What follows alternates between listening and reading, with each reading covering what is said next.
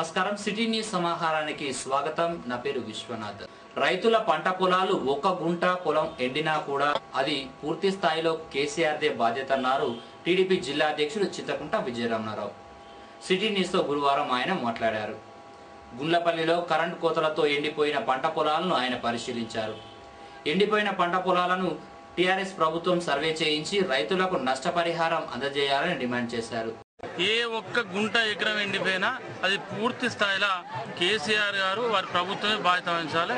రైతులకు ఈరోజు మీరు చెప్పారు కరెంటు అవసరం అయితే ఛత్తీస్గఢ్ నుంచి కట్టెలు వాస్తామన్నారు. రైతుల గురించి పట్టించుకునేటువంటి నాదులు లేడు. కనీసం ఈ కరెంటు లేదు, ఇచ్చే 8 గంటలు ఇద్దామని చెప్పి 7 గంటలు ఇద్దామని చెప్పి 4 గంటలు 3 గంటలు కూడా కరెంట్ వచ్చేటువంటి పరిస్థితి లేదు. ఇవాళ దాదాపు నేను గుండ్లపల్లి శివాలనే దాదాపు 50 ఎకరం దాకా ఎండిపోయినట్లు ఇప్పటివరకు చాలా ఎండిపోయింది. ఇవన్నిటికి కూడా ప్రభుత్వం బాధ్యత వహించాలి కంపల్సరీ. తప్పక ఈ రోజు మరి ఫైలన్ తుఫాన్ డబ్బులు కూడా ఇదివరకు ఎవరికి ఇవ్వలేదు. ఆ రోజు నీలం లేకుండా నీలం తుఫాన్ డబ్బులు ఇప్పించాం రైతులకు కాన్స్టిట్యూన్సీలో. ఈరోజు ఫైలన్ తుఫాన్లో కూడా మరి పోయిన సంవత్సరం ఖరీఫ్ సీజన్లో ఆ రోజు పంటలు పత్తులు ఖరాబ్ అయితే పెద్ద ఎత్తున 39,000 మంది రైతులు దాదాపు 43,000 పైచిలుకు ఎకరాలు పంట నష్టపోయినట్టు ఆ రోజు మన ప్రభుత్వానికి నివేదిక పంపడం జరిగింది. దాదాపు 22 కోట్ల రూపాయలు. అది కూడా తప్పకుండా మరి ఇక్కడ ఎమ్మెల్యే గారు చొరవ తీసుకొని ఆ రైతులను కూడా మరి ఈరోజు సెక్రటరియట్లో ఉన్నది. మరి మీ ముఖ్యమంత్రితో మాట్లాడి ప్రభుత్వం మీది ఎమ్మెల్యే మీరు మాట్లాడి ఇప్పేసిన బాధ్యత ప్రభుత్వం పైన ఉంది, ఎమ్మెల్యే గారి పైన ఉంది. కనీసం మీ ప్రభుత్వం వచ్చి 2 నెలలు కూడా ఇంకా 2 నెలలు పూర్తి చేసుకొని 3వ నెల కూడా ఇంకా దాటలేదు. ఇప్పటికే పంటలన్నీ ఎండిపోతా ఉన్నాయి. పక్క రాష్ట్రాల కరెంటు ఉన్నా ఈరోజు మీరు కొనుక్కరటువంటి దుస్థితిలో ఈ ప్రభుత్వం ఉంది. ఇంత అధ్వానమైనటువంటి పరిస్థితి గతంలో నేను ఎన్నడూ చూడలేదు. ఈరోజు దారుణమైనటువంటి పరిస్థితి. బావులలో నీళ్లుండి ఈరోజు మోటార్లు నడిచేటువంటి పరిస్థితి ఉండి కరెంటు లేక ఈరోజు పంట పొలాలు ఎండుతూ ఉన్నాయి. ఒక పక్క వర్షాలు లేవు. కనీసం మరి ప్రాజెక్టులో 24-25 టీఎంసీల వాటర్ ఉన్నది. కనీసం ఒక 6 టీఎంసీల నీళ్ళన్నా ఒక 3 తల్లన్నా కనీసం 10 రోజులకు కొత్తాడి 10 రోజులకు కొత్తాడి 10 రోజులకు కొత్తాడి ఇచ్చినా రైతులు అటు ఇటు మరి బయటపడేటువంటి పరిస్థితి ఉంటుంది. కాబట్టి ఖచ్చితంగా రేపు ఏ ఒక్క రైతు పంట పత్తి కావచ్చు, పొలం కావచ్చు, తర్వాత ఇంకే పంట అయినా కావచ్చు, ఎండిపోయిన ప్రతి పంట కూడా ప్రభుత్వం సర్వే చేయించి రైతులకు నష్టపరిహారం ఇచ్చేటువంటి బాధ్యత ప్రభుత్వానిపైన ఉంది. తప్పకుండా రైతుల పక్షాన పోరాటం చేస్తాం. ప్రభుత్వం మెడలు వంచుతాం. అన్ని రకాల కార్యక్రమాలు చేస్తాం. ప్రజలకు పంపిణీ చేయాల్సిన రేషన్ బియ్యం పక్కదారి పడుతున్నాయి. సుల్తానాబాద్ బస్టాండ్ వెనుక వైపున బాబన్ సంపత్ అనే వ్యక్తి ఇంట్లో అక్రమంగా నిల్వ చేసిన 100 క్వింటాల రేషన్ బియ్యాన్ని రెవెన్యూ అధికారులు పట్టుకున్నారు. కేసు నమోదు చేసి పట్టుకున్న బియ్యాన్ని మరో చోటికి తరలించారు అధికారులు.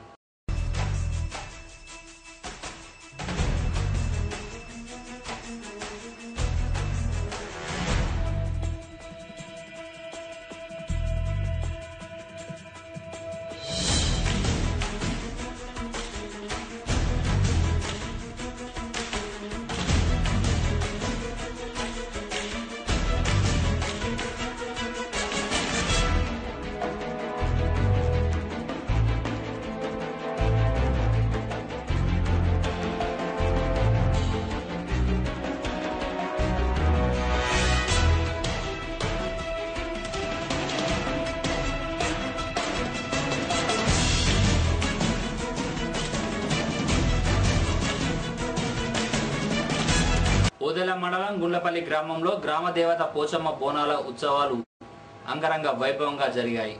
మహిళలు బోనాలు నెత్తిన పెట్టుకుని డప్పు చప్పులతో శివసత్తుల పూనకాలతో ఆలయం వరకు ఊరేగింపుగా వెళ్లారు. టీడీపీ జిల్లా అధ్యక్షుడు చింతకుంట విజయరామరావు, మాజీ ఎంపీపీ గంటా రాములు, సర్పంచ్ శంకర్, ఉప సర్పంచ్ సమ్మిరెడ్డి తదితరులు ఉన్నారు.